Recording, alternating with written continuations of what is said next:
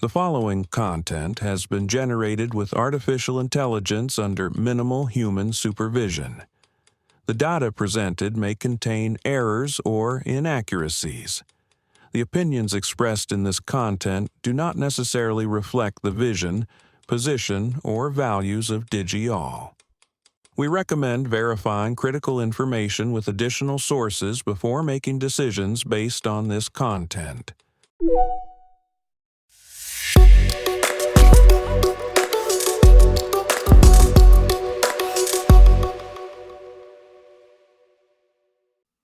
Welcome to DigiAll Tech News. Today is Friday, July 17th, 2026. I'm Kylie Brooks, and this is where technology becomes clear and engaging.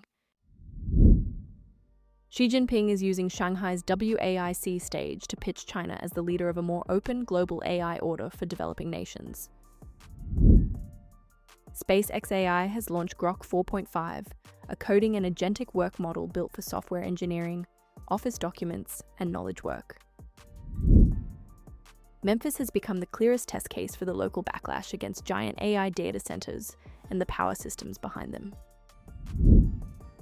Netflix says roughly 300 programs use generative AI in the first half of the year, from early concepts to post-production and release. China's Moonshot has unveiled Kimi K3, a 2.8 trillion parameter open-weight model that it says is closing in on US frontier systems. Let's start in Shanghai, where AI policy is being treated like infrastructure for global power. At the opening of the World Artificial Intelligence Conference, Xi Jinping framed open-source AI as a rare and historic opportunity, especially for countries that risk being left behind by the next technology wave. The centerpiece is WAIQ, the China-created World AI Cooperation Organization, which signed up 29 member countries the day before Xi's speech. China is also promising AI training and cooperation centers, with BRICS, ASEAN, Latin American, and African Union countries. That matters because this is not just a speech about model access. It is a bid to shape who writes the rules, who gets technical capacity, and whose standards become normal. Xi also said AI should remain under human control and called for early warning and emergency response systems for risks, including autonomous systems that could get out of control. Here is the tension. Open access can genuinely help countries build capability, but it can also create strategic dependence on the ecosystem offering that access. Beijing is presenting openness as inclusion, while also challenging the US-led Pax Silica vision without naming Washington directly. Now to Grok 4.5, where the pitch is very practical. Fewer demos, more work done inside real software projects. SpaceX AI through X.AI says the model was trained alongside Cursor, with data focused on coding, science, engineering, and math, plus reinforcement learning across hundreds of thousands of multi-step software engineering tasks. The headline numbers are aggressive: 62% on Deep SWE 1.0, 29% pass at 1 on SWE Marathon, 83.3% on Terminal Bench 2.1, and 64.7% on SWE Bench Pro. It is served at 80 tokens per second, with about 4.2 times better token efficiency than leading comparables on some software tasks, and pricing of $2 per million input tokens and $6 per million output tokens. In practical terms, this is aimed at developers and teams who care about whether an agent can build, debug, and revise without burning through huge amounts of output. Grok 4.5 is also the default model in Grok Build for complex Excel models, PowerPoint diagrams, and Word documents, which tells you where this market is heading. AI agents are moving from chat boxes into office workflows. The question I would keep in view is how these benchmark gains translate when companies ask the model to touch messy, permission-heavy, real production systems. The Memphis story shows what happens when the AI boom arrives as a physical neighbor. 2 years after Elon Musk made Greater Memphis central to his AI ambitions, xAI, now under SpaceX after its February acquisition, has built Colossus and Colossus 2 data centers plus natural gas burning turbines across more than 1,100 acres.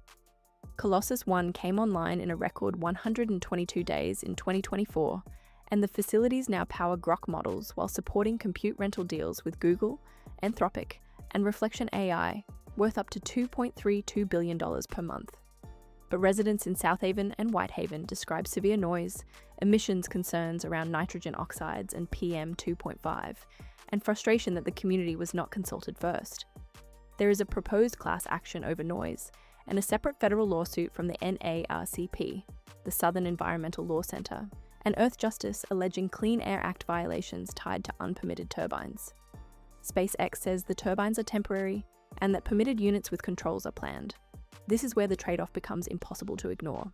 SpaceXAI paid $25 million in local taxes in its first year, second only to FedEx in Shelby County, but a promised water recycling plant is delayed, and Mayor Paul Young has acknowledged that not all promised benefits have been delivered. Memphis is now being cited in New York's one-year AI data center moratorium, New Jersey's electricity cost legislation, updated zoning in nearby Mississippi towns, and political pushback elsewhere. If AI infrastructure is nationally important, communities are still asking a very basic question: who gets the upside, and who lives with the noise, emissions, delayed infrastructure benefits, and power anxiety? Netflix is giving us one of the clearest looks yet at how quickly generative AI is being normalized inside entertainment production. In its July 16th second quarter earnings letter, the company said roughly 300 programs used generative AI tools in the first half of 2026 across the pipeline from concept and pre-visualization to post-production and release. The examples are not just tiny experiments. Netflix pointed to the Indian sports thriller Glory, the Brazilian soccer miniseries Brazil 70, A Saga do Try, and the US docuseries The American Experiment, where AI helped expand crowd sizes and battle scenes that might otherwise have been cut. Co-CEO Ted Sarandos said 17 minutes of AI-enhanced footage in The American Experiment was produced twice as fast and at half the cost, while expanding the show's scope. That is the promise studios love: more visual ambition for less money and less time. But it also explains why this remains sensitive for workers and audiences. Netflix says the technology augments artists rather than replacing them, and it is pairing that message with a broader AI strategy that includes an in-house animation studio, advertising tools, recommendations, and the March acquisition of Ben Affleck-founded Interpositive.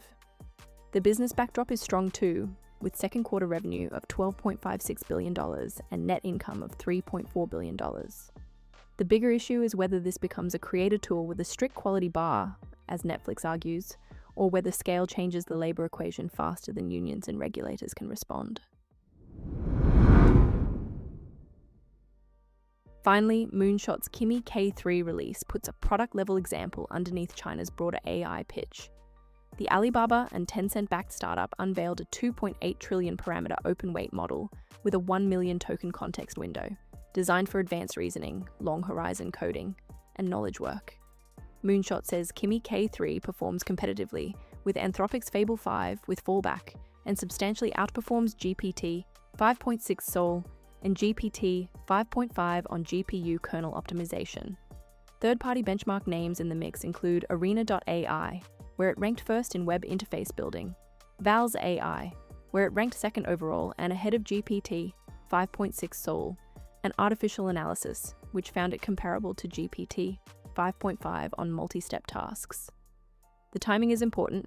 The release comes 1 month after the US government abruptly withdrew Anthropic's Fable and Mythos models over security concerns, and it follows a fast Chinese open model cadence that includes Z.AI's GLM 5.2 and Minimax's planned 2.7 trillion parameter model in the third quarter.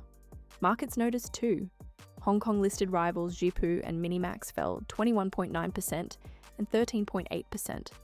My read is that open-weight frontier models are becoming a strategic pressure point. They can give developers more room to customize than closed systems, but they also make export controls, safety evaluation, and business sustainability harder to treat as separate conversations. Today's through line is control. China wants a bigger role in AI access and governance. Model builders are pushing agents deeper into work.